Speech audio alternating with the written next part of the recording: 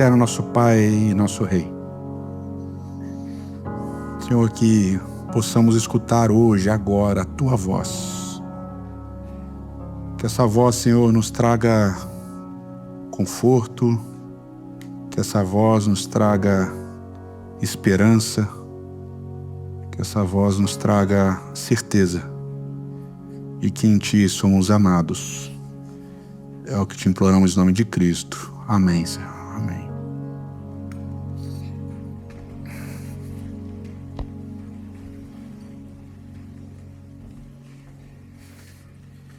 Bom dia. Muito bom receber você aqui no Shopping Pátio Higienópolis, no Teatro UOL. Muito bom receber você aí na sua casa, seu trabalho, no seu carro, onde quer que você esteja nos vendo ou nos ouvindo também. Nós estamos na série chamada Graça e nós estamos no 12º episódio dessa série chamada Graça. E a ideia é ir demonstrando, como a gente tem feito nessas 12 semanas, como a graça de Deus, desde o Antigo Testamento e no Novo Testamento, ela é sempre uma graça que alcança, uma graça que está para além, uma graça que é ampliada a todo momento e a todo instante. E a gente terminou semana passada uma parte dos evangelhos, várias histórias de Jesus, vários contextos. Semana passada a gente falou sobre Mateus, né, o evangelho de Mateus. Falamos sobre essa graça ampliada no evangelho de Mateus, mostrando como em diversos momentos o evangelista Mateus ele coloca uma ideia fixa de que Jesus veio para o povo de Israel, de que Jesus veio para os judeus, de que Jesus veio para aquele grupo, mas que em determinados momentos, a gente vê a história do centurião e da mulher cananita, ou Ciro-fenícia, de como esse evangelho, essa vida, esse alcance de Jesus é ampliado para os gentios, para aqueles de longe, né? E como isso é importante, como isso cumpre algumas coisas que foram ditas através do profeta Isaías. A gente falou do capítulo 42, e a gente está falando de vários textos de Isaías. E terminamos com Mateus capítulo 28, onde Jesus dá uma missão para os seus discípulos, a missão de ir, e uma missão de fazer discípulos entre as nações, como a gente traduz, mas que a palavra lá em grego, etnê, em hebraico, goim, significa gentios também, né? Então vão e falem para os gentios, preguem para os gentios, testemunhem para os gentios, façam discípulos entre os gentios, batizando-os, né? A gente terminou falando desse alcance do evangelho de Cristo Jesus. O que Cristo fez, ele convida os discípulos a fazer também, né? Pregar, testemunhar para os gentios. E no Evangelho de Lucas, esse finalzinho também é muito importante, mas ele tem um adendo, ele tem uma nuance muito interessante. Jesus, depois de morrer, depois de ressuscitar, ele aparece primeiro para alguns discípulos que desciam, né, das suas primeiras aparições, descendo com esses discípulos para Emaús. É uma música que a gente canta aqui de vez em quando, que eu acho linda. E nesse caminho, Jesus Cristo, ele explica para aqueles discípulos o que as Escrituras falavam dele, né? E essa nuance interessante que Lucas quer dar, né? E Jesus vai explicando para eles o Antigo Testamento, a Bíblia hebraica. Jesus vai falando daquilo que o que eles conheciam como Escritura Sagrada falava acerca de Jesus. E aí diz que em determinado momento, quando Jesus parte o pão com eles, os olhos deles se abrem e eles entendem. E aí eles saem daquele encontro com Jesus e eles voltam correndo para encontrar os outros discípulos que estavam reunidos em Jerusalém. E aí Jesus aparece para esses discípulos também. Está lá no Evangelho de Lucas, no capítulo 24. E quando Jesus aparece, aquela dúvida, né, se é Jesus e tal, ele mostra as mãos e os pés, as marcas. E aí então ele diz algo interessante no verso 44 de Lucas 24. E disse-lhes: foi isso que eu lhes falei enquanto ainda estava com vocês. Era necessário que se cumprisse tudo que a meu respeito está escrito na lei de Moisés, nos profetas e nos salmos ou nos escritos. Então Jesus fala: olha, é necessário que vocês entendam aquilo que foi falado a meu respeito no Antigo Testamento, na Bíblia hebraica, naquilo que vocês conhecem como Escrituras Sagradas. E aí no verso 45, então lhes abriu o entendimento para que pudessem compreender as Escrituras. E aí depois Jesus envia os discípulos como testemunhas de todas estas coisas para que o evangelho fosse pregado para todas as pessoas. Então é interessante que há essa nuance aqui no evangelho de Lucas, de que Jesus explicava o que as Escrituras, ou seja, o que o Antigo Testamento falava acerca dele. E por que essa nuance é importante? Porque Jesus reforça uma ideia. Jesus, no Evangelho de Lucas, ele bate firme numa ideia, num conceito importante. Ele, Jesus Cristo, é a chave para a gente entender as Escrituras do Antigo Testamento, para a gente entender o que foi revelado. Ele é o que alguns chamam de a chave hermenêutica, uma palavra difícil, uma chave interpretativa. Jesus é o filtro que a gente precisa usar para entender aquilo que foi escrito no Antigo Testamento. Isso continua sendo extremamente importante ainda nos dias de hoje. Isso não sou eu que estou dizendo, é o próprio Cristo. E os olhos se abrem, o entendimento acontece, e aí então eles são convidados a testemunharem disso para todas as pessoas, para os gentios, para aqueles de fora, né? Ir para os de fora.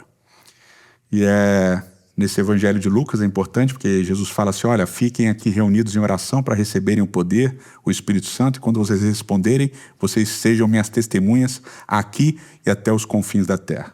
Aqui em Samaria, na Judéia, até os confins da terra. E isso começa a acontecer no livro de Atos. Atos capítulo 2, os discípulos estão reunidos depois da ascensão de Jesus, eles estão em oração, e aí ali na época do Pentecostes, Jesus morre na Páscoa, agora na época do Pentecostes, cerca de 50 dias depois, eles estão reunidos em oração e o Espírito desce sobre eles.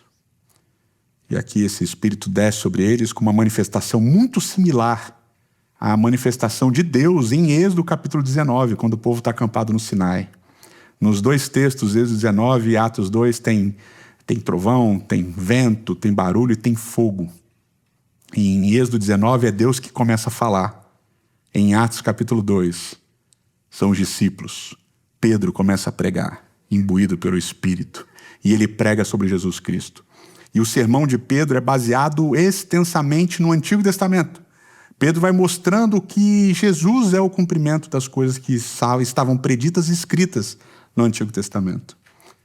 E diz que o coração das pessoas, então, ardeu e vários aceitaram a mensagem de Cristo como cumprimento das promessas do Antigo Testamento.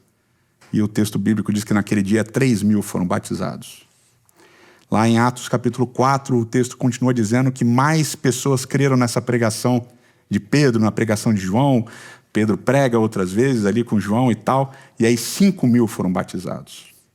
E esse volume gigantesco de pessoas crendo que Jesus era o cumprimento das profecias ou dos textos do Antigo Testamento que eles estudavam, e iam sendo batizados. Só que o evangelho continuava restrito aos judeus. O evangelho continuava sendo para aqueles que estavam perto dos discípulos. Eles continuavam pregando em Jerusalém.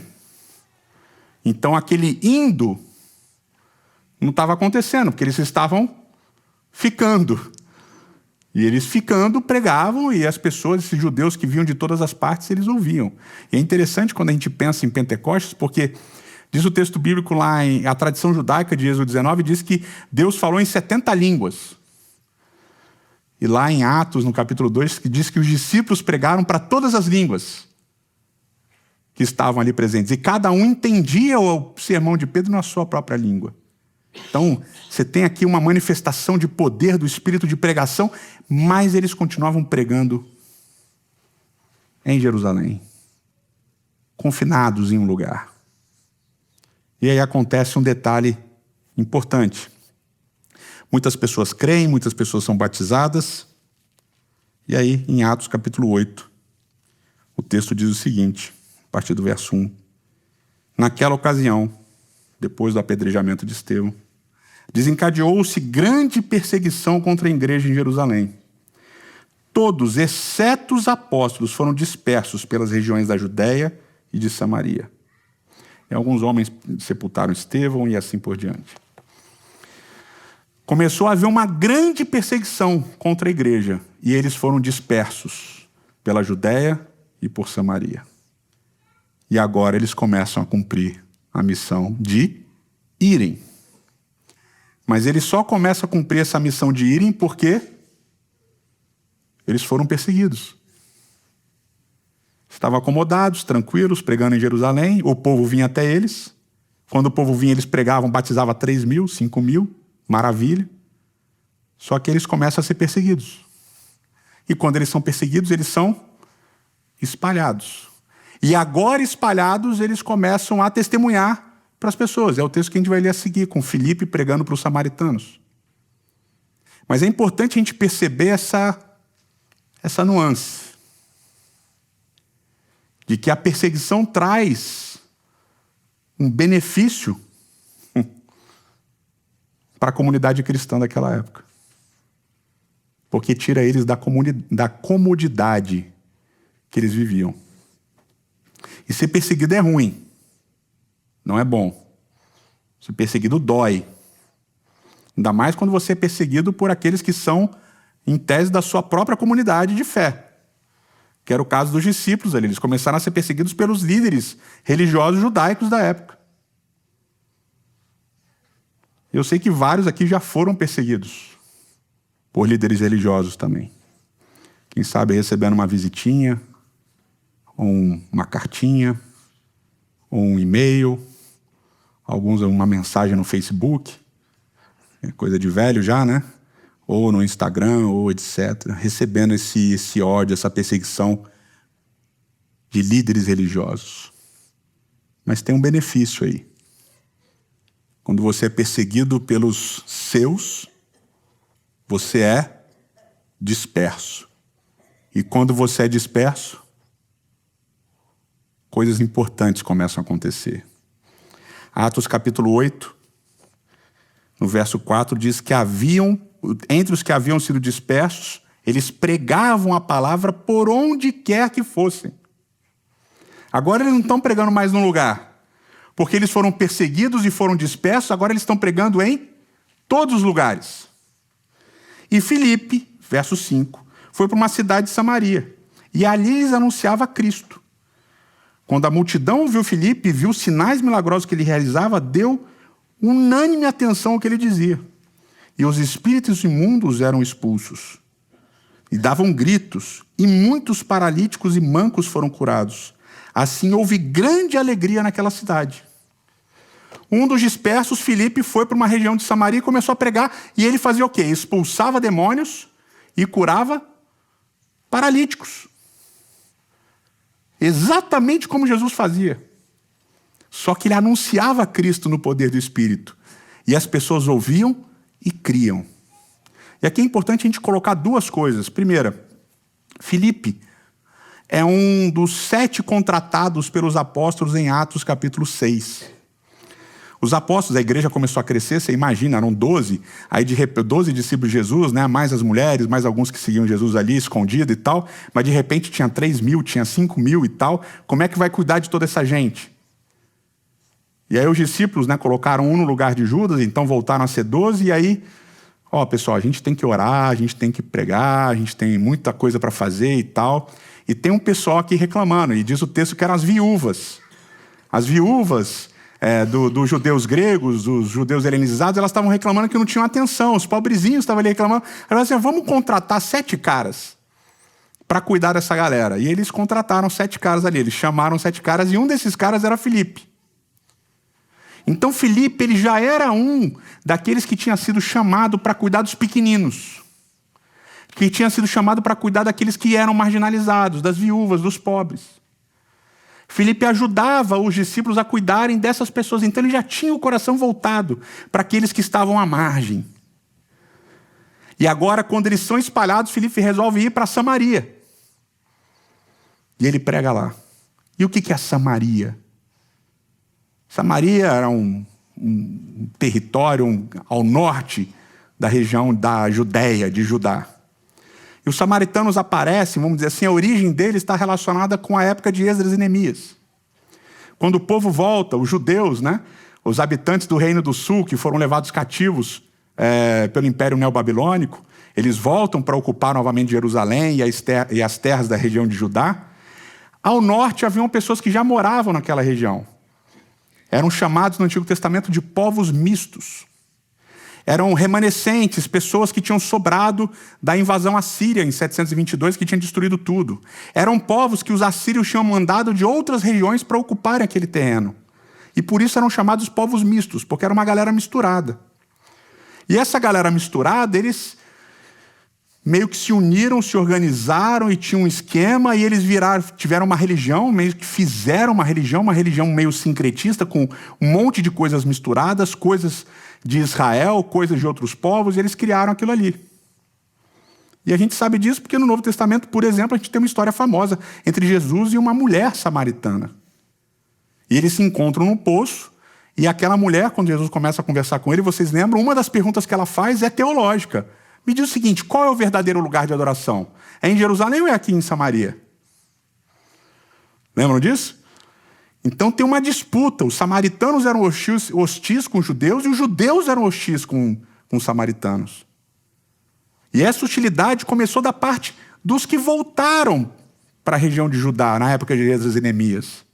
E se a gente pudesse usar uma palavra um pouco anacrônica, meio deslocada temporalmente, esse pessoal que voltou sobre a liderança de Esdras e Neemias, eles tinham uma tendência xenofóbica ali, eles não gostavam muito da galera de fora.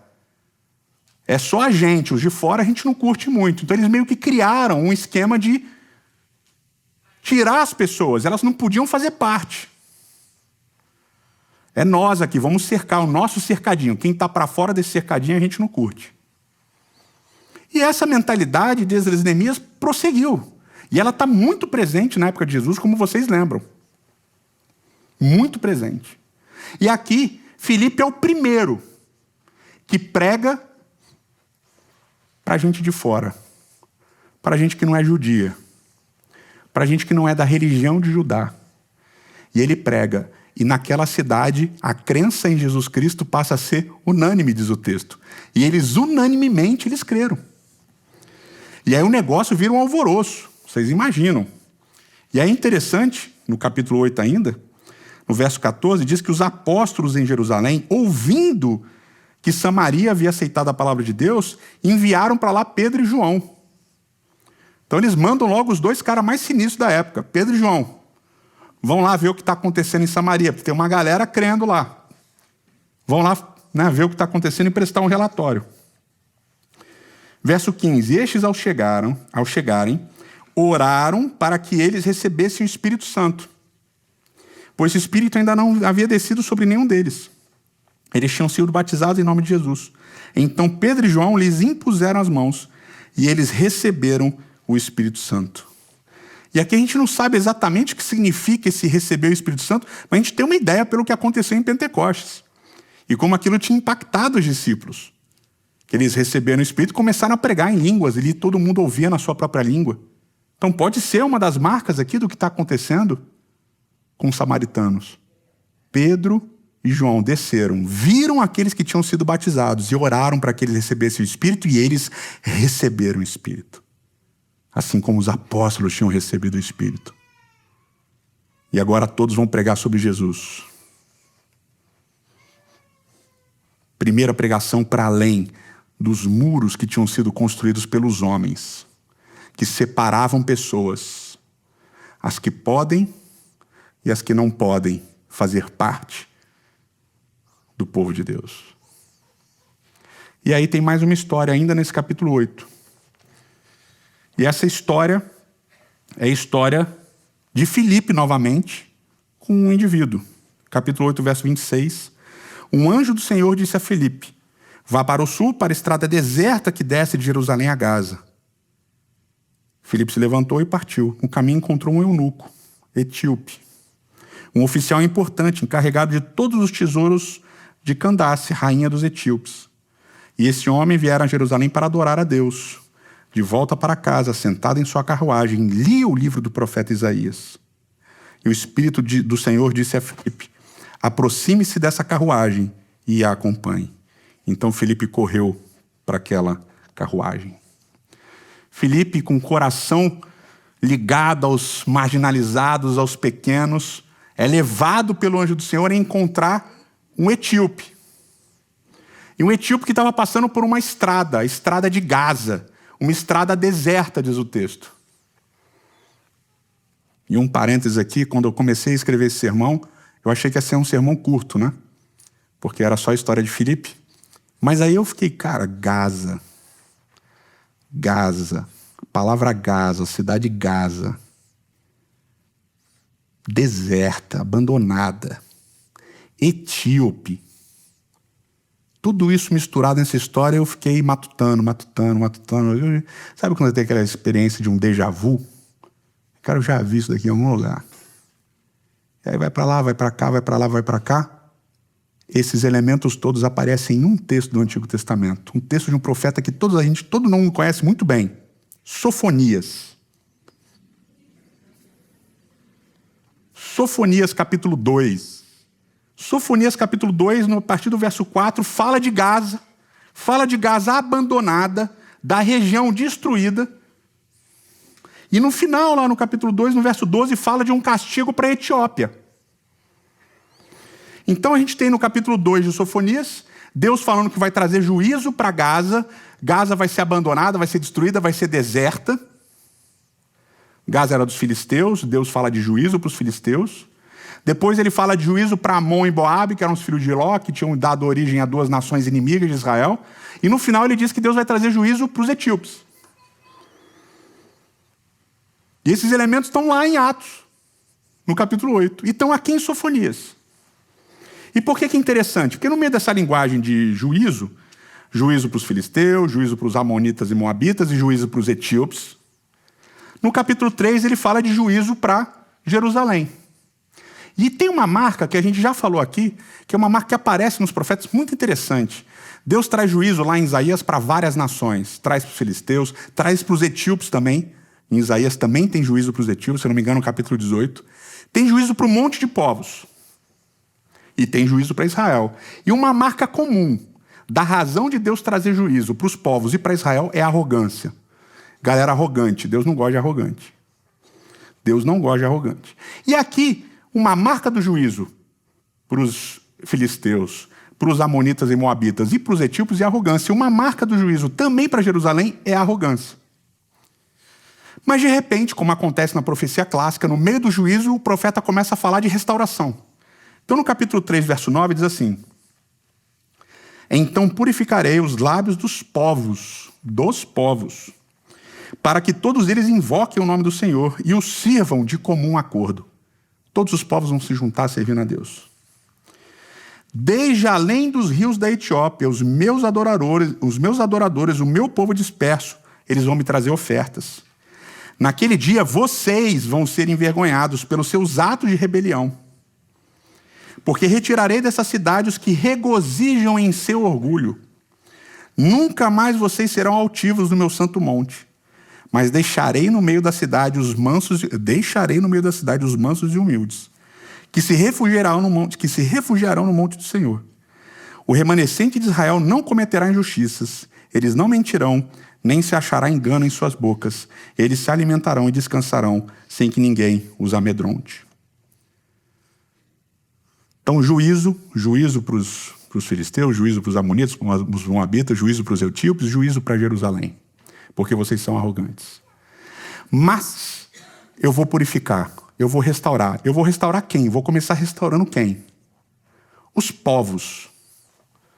Os povos, eu vou restaurar os povos. E eles vão vir me adorar desde os rios da Etiópia.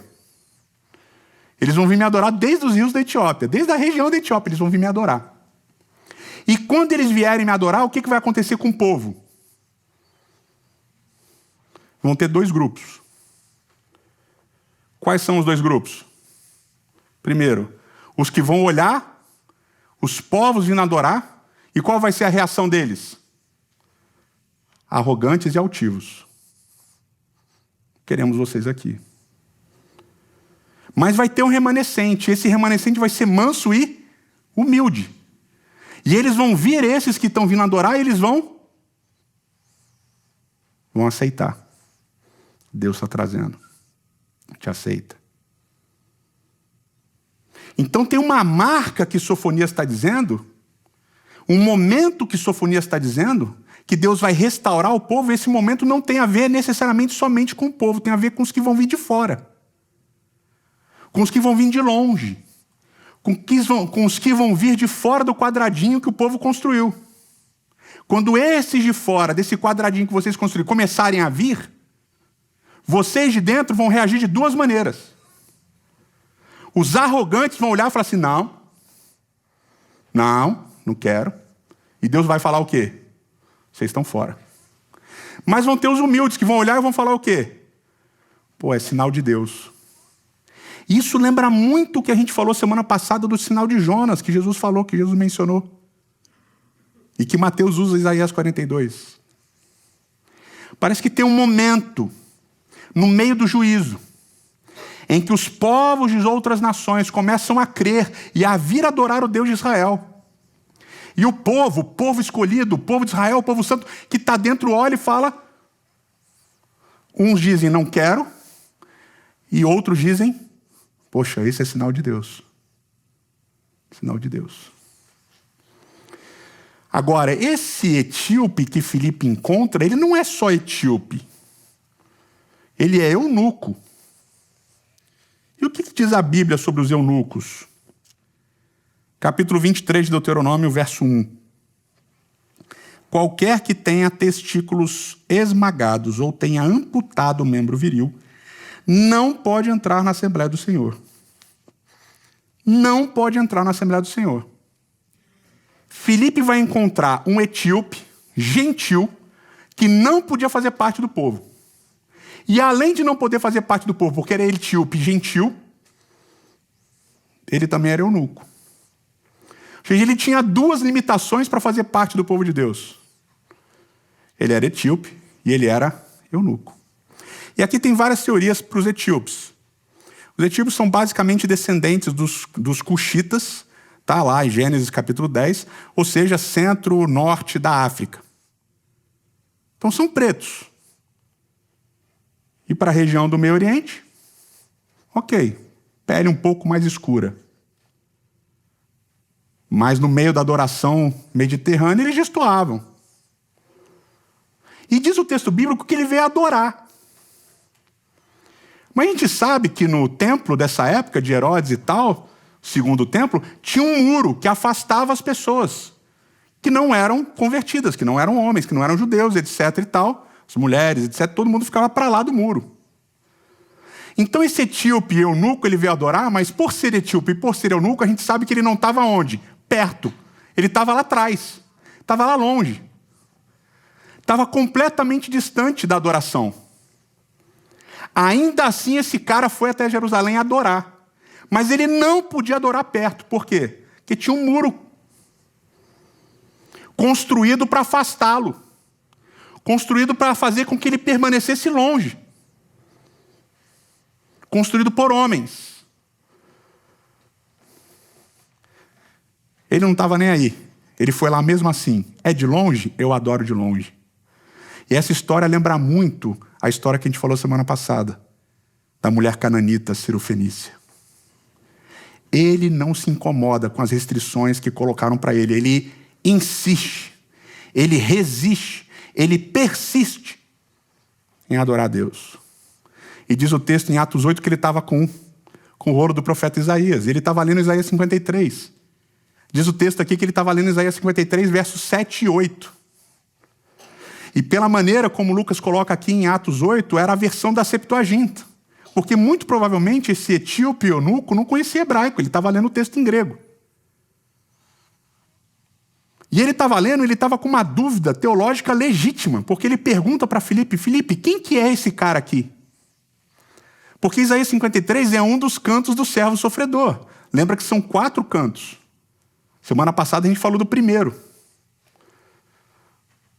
E aqui nesse canto do servo sofredor, como a gente falou semana passada, há uma disputa. Qual a identidade? Quem é o servo sofredor? E se a gente for ver Isaías capítulo 41, parece que é Israel. Alguns teólogos vão dizer que é o próprio profeta Isaías. E outros vão dizer que em Isaías é uma identidade que a gente não sabe quem é.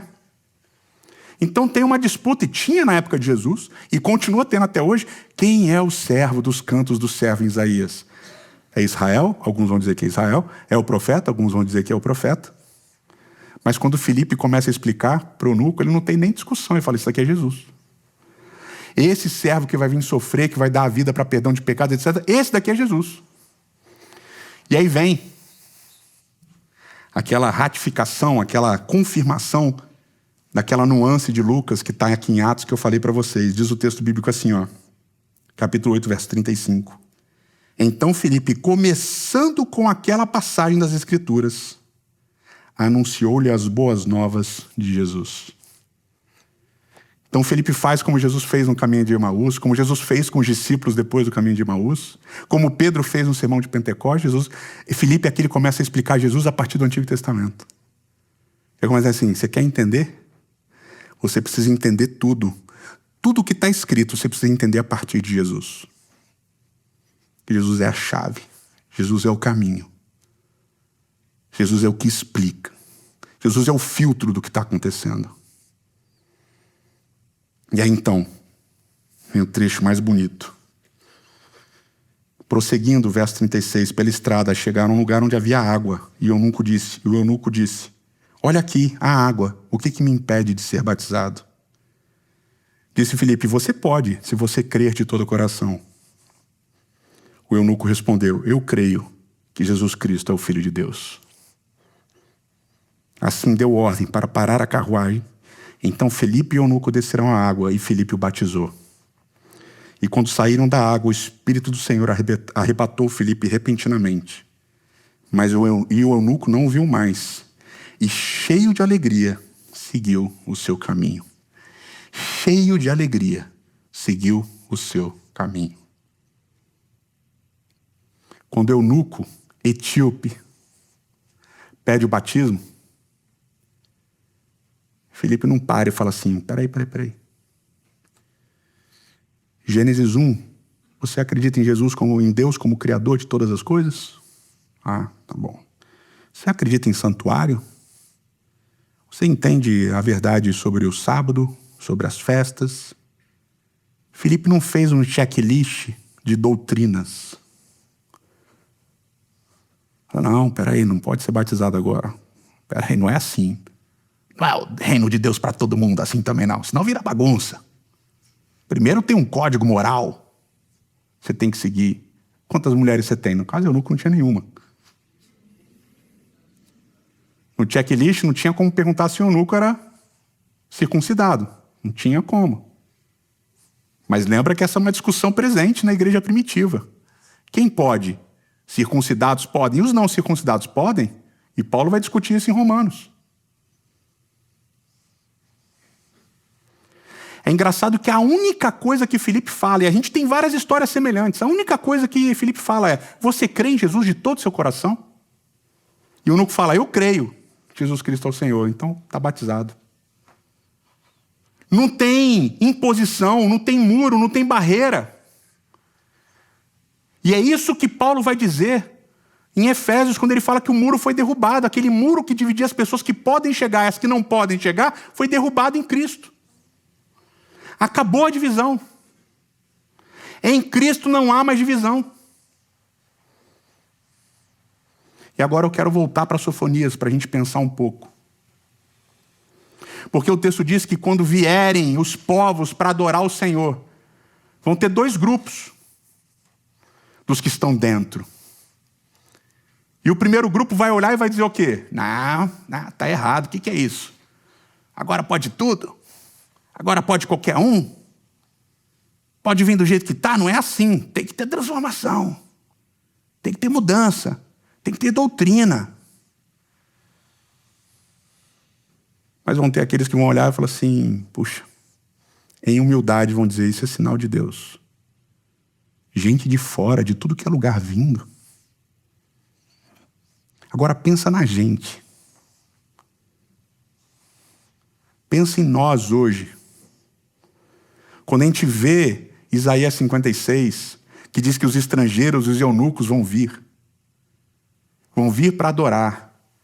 E alguns vão dizer, o texto de Isaías diz assim, não diga que Deus afastou o estrangeiro e o eunuco. Não, Deus está aproximando, Deus está trazendo junto. E lá o texto de Isaías 56 diz que, quando eles guardarem os sábados, quando eles guardarem a lei, eles vão ser aproximados. E em Atos capítulo 8, eles não estão sendo aproximados por guardar sábado e lei, eles estão sendo aproximados por crer em Jesus Cristo. Porque Jesus é o filtro. E a gente precisa ler o Antigo Testamento a partir de Cristo. Então pensa na nossa realidade hoje. Quando a gente vê pessoas que por décadas, por séculos, foram afastadas do convívio religioso. Pessoas que pelos líderes religiosos foram alijadas do bem de viver em comunidade, porque não podem pertencer, ou porque têm a cor errada,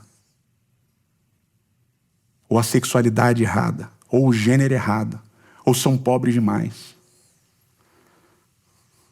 Essas pessoas que por séculos foram afastadas do convívio religioso, essas pessoas persistem, resistem e vêm adorar. E por séculos e décadas ficaram longe, adorando de longe.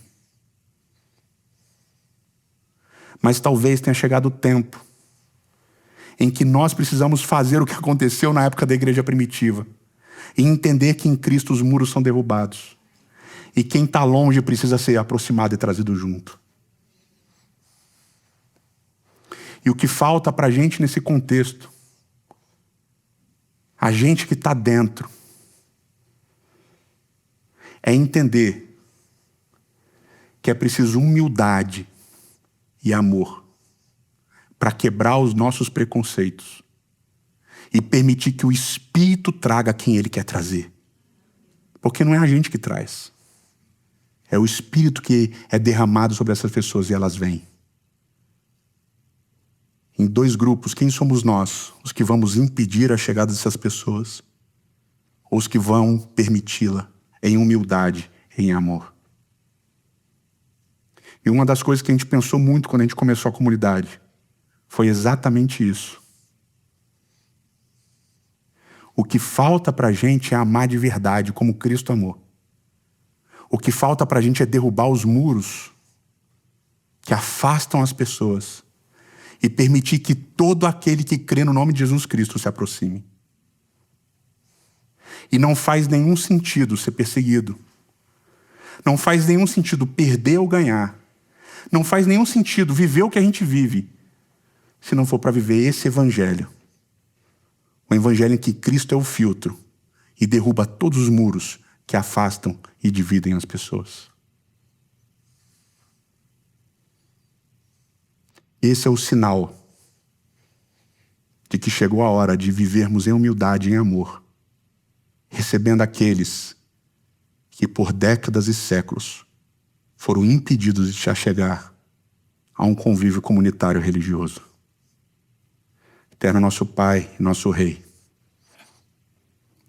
Senhor, tira de nós a vaidade, tira de nós a arrogância, que queremos impor condições para aqueles que o Espírito traz em verdade e em justiça.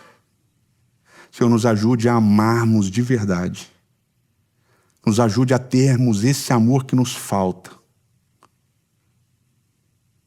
Para, Senhor, destruirmos os muros que afastam as pessoas de Ti e do convívio comunitário. Que a experiência de Filipe com o eunuco etíope seja a nossa experiência. É o que nós te imploramos em nome de Cristo. Amém.